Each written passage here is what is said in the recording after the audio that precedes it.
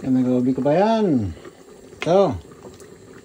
Nagluto tayo ng sweet and sour po. Pakita ko sa inyo po. Ito, luto na po ito. Puro po to, chicken breast. Sa inyo po. Yan. Ganda paggawa na po ito. Matrabaho lang po kasi pero okay naman kung madali naman kung lalo kung maghiwa na kayo in advance ganyan, malalit nyo na para hindi masyado matagal ang pagluto po. Otherwise mga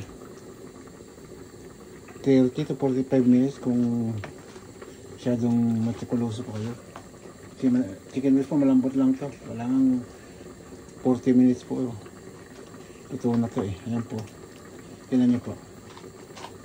Ito kasi nyo po, ayan kaibigan, no? Kita nyo po. Saka ang sauce po nito malapot, ha. Ayan po. Ayan kaibigan, no? Malapot-lapot talaga siya. May ginagawa ko na isang pan po, yung dry. Pero ito ang ginawa ko, medyo may sauce konti para may mga bata minsan gusto na yung may sauce. Ginagawa ko na dry talaga na pang fried rice. Pero ito pang po yun na. Kaya po paano mga kaibigan ito, ayan po.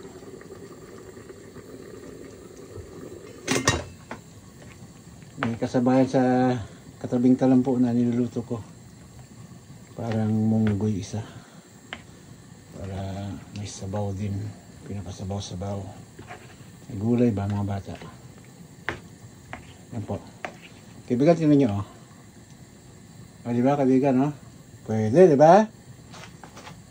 Ito na po yan.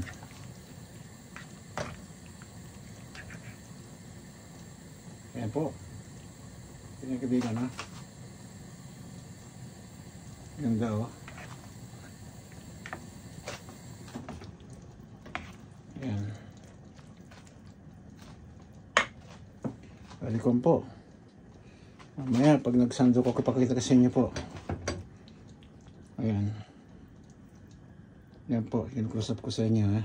Para sa inyo, yan po. Sarap po, paano po yan? Handaan nyo yung kanin nyo dyan para kain na po tayo. Dito mga alas 6 pasado na po ng gabi dito sa UK. Alam ko sa Pilipinas gabi na po, gabing-gabi na.